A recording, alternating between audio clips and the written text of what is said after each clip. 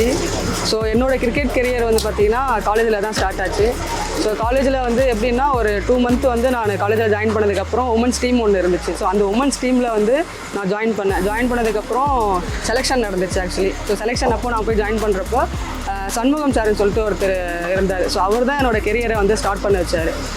So start பண்ணதுக்கப்புறம் ஒரு 2-3 மந்தில் வந்து தமிழ்நாடு ஸ்டேட் செலெக்ஷன் வந்து நடந்துச்சு. ஸோ தமிழ்நாடு ஸ்டேட் செலெக்ஷனில் நான் அட்டன் பண்ணதில் நான் ப்ராப்ளஸில் செலக்ட் ஆனேன். ஸோ ப்ராப்ளஸில் செலக்ட் ஆகி ஒரு 3 இயர்ஸ் வந்து ப்ராப்ளஸ்லேயே தான் இருந்தேன். ஸோ ப்ராபபிள்ஸில் இருந்ததுக்கப்புறம் 2015 வந்து எனக்கு ஸ்டேட் செலெக்ஷன் வந்து கிடச்சிது. ஸோ T20 டூர் வந்து நாங்கள் கிளம்புறோம். அப்போ பார்த்தீங்கன்னா ஃபஸ்ட் டைம் அப்போ தான் வந்து நான் ஸ்டேட் ஆட்டேன், தமிழ்நாடு ஸ்டேட்டு.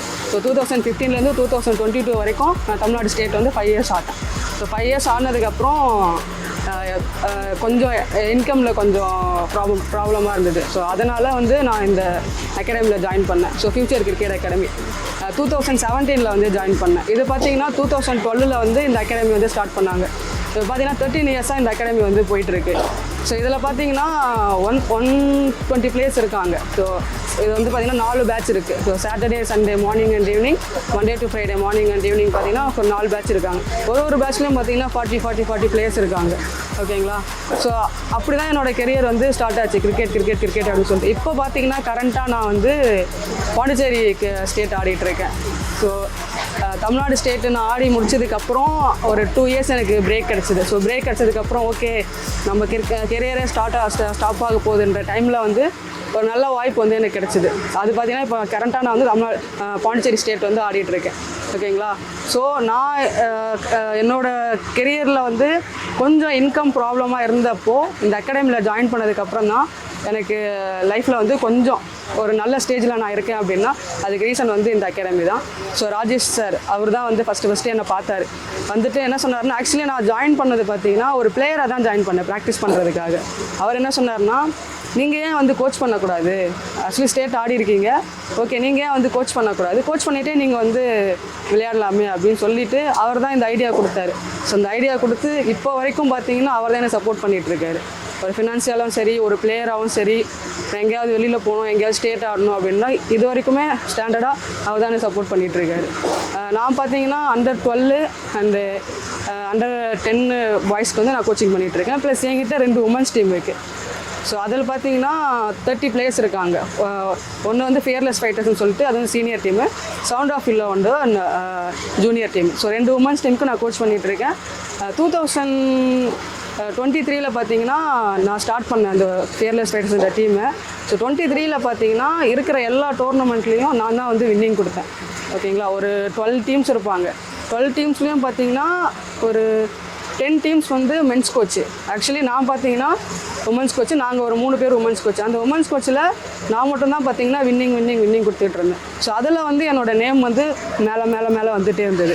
ஸோ இப்போ பார்த்தீங்கன்னா கரண்ட்டாக என்கிட்ட 30 உமன்ஸ் இருக்காங்க, ஐ மீன் கேர்ள்ஸ் இருக்காங்க. ஸோ அந்த கேர்ள்ஸுக்கு நான் கோச் பண்ணிகிட்ருக்கேன். ப்ளஸ் நிறைய பேரை வந்து ஆட வச்சிட்ருக்கேன்.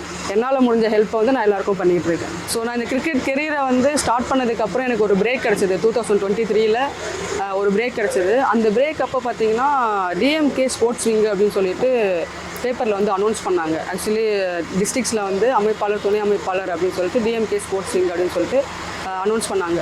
அந்த அனௌன்ஸ்மெண்ட்டில் பார்த்தீங்கன்னா ஆக்சுவலி காஞ்சிபுரம் டிஸ்ட்ரிக்ஸில் நான் அதுக்கப்புறம் என்னோடய பிரதர் தினேஷ் அண்ணான்னு சொல்லிட்டு, ஸோ நாங்கள் 2 பேரும் மட்டும்தான் செலக்ட் ஆனோம். ஸோ எனக்கு அரசியல்னால் என்னென்னே தெரியாது ஆக்சுவலி. ஸோ எனக்கு அரசியல் சொல்லிக் கொடுத்தது, அரசியல் பழக வச்சது எல்லாமே பார்த்தீங்கன்னா தினேஷ் அண்ணா தான். ஸோ அவரோட சப்போர்ட் இல்லைன்னா கண்டிப்பாக என்னால் வந்து இவ்வளோ தூரம் மேலே வர முடியாது.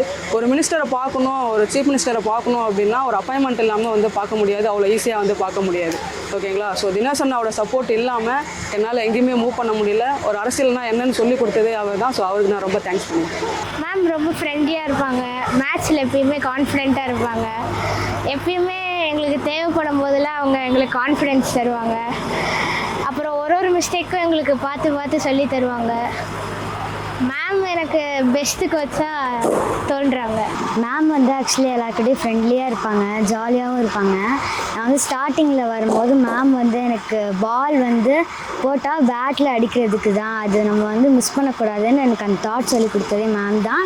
அதுலேருந்து எனக்கு அந்த ஸ்வீப் ஷாட்டு ரொம்ப நல்லா ஆடுறேன்னா மேம் சொன்ன இதை வச்சு நான் வந்து எந்த ஷாட்ஸ்லாம் அடிக்கிறேனோ அதெல்லாம் மேம் சொன்னது தான் வந்து மைண்டில் ஞாபகப்படுத்திக்கிட்டே இருக்கும்.